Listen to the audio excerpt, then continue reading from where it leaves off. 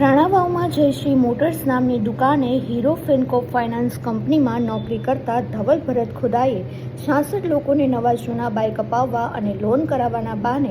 38,36,000નું મોટું કૌભાંડ કર્યાનો વિવાદ છેલ્લા એક અઠવાડિયાથી ચાલી રહ્યો હતો અને રોજ સાથે યુવક યુવતીઓએ રજૂઆત કરી હતી ત્યારે તેમની સાથે સામાજિક અગ્રણી નાથાભાઈ ઓડેદરા પણ જોડાયા હતા અને તેમના દ્વારા પણ પોલીસને રજૂઆત કરવામાં આવી હતી કે કડક કાર્યવાહી થવી જોઈએ। ત્યારબાદ અંતે રાણાવાવ પોલીસે ગુનો દાખલ કર્યો હતો અને ગુનો દાખલ થતાં જ નાટકીય ઢબે આરોપી ધવલ ભરત ખુદાઈ ઝડપાઈ ગયો હતો અને પોલીસે પોતાની યશસ્વી કામગીરીની યશોગાથા ગાઈ લીધી હતી। પરંતુ ભોગ બનેલા લોકોના નાણાં ક્યારે મળશે? શું તેઓને કોર્ટ અને પોલીસ સ્ટેશનના ચક્કર જ કાપ્યા રાખવાના? ધવલ તો જવાબદાર છે જ, પરંતુ તેની સાથે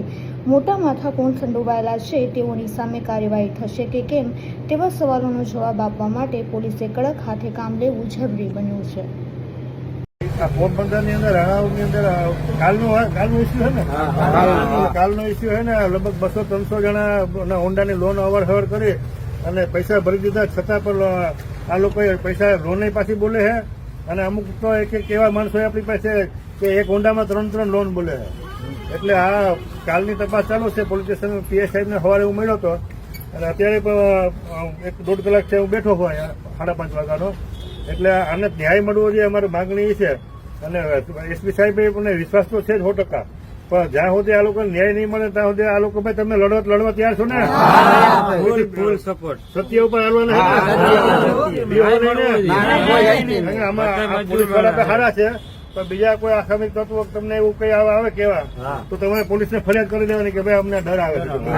છે અને તમારે લડવાનું છે। હવે ભાઈ તમારે જે કઈ તકલીફ હોય થોડું ઘણું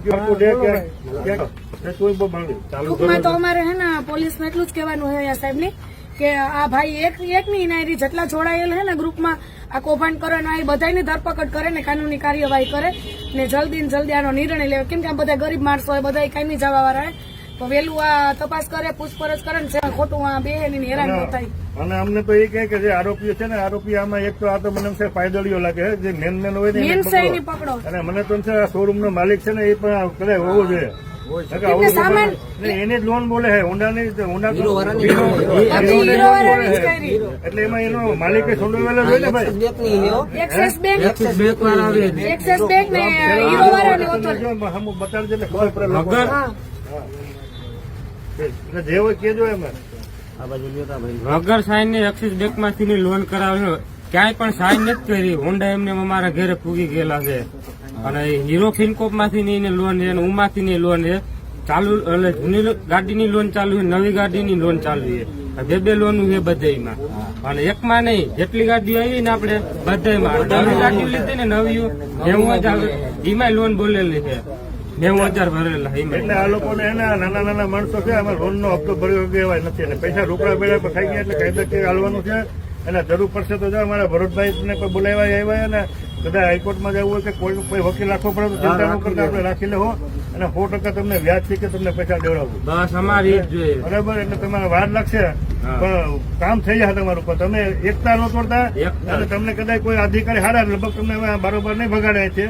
ભગાડે તો તમારે હમ બારોબાર બેહું આપણો હક મળવાના એ આપણું કામ કરવા માટે સરકારે એની નિમણૂક કરી છે એને આપણે તમે અહીંયા આપણે પોલીસ સ્ટેશન નહીં આવ્યું તો એ બિચારા હોવું છે અને આપણી જવાબદારી આવે કે એને કામ દેવું જોઈએ અને જે કાયદાની વિરુદ્ધ થતું હોય તો એની જવાબદારી આવે 100% કરશે। મને મેડમે કીધું છે, પીએ સાહેબે ને મોદી સાહેબે કીધું એટલે તમારું 100% કામ થઈ જશે।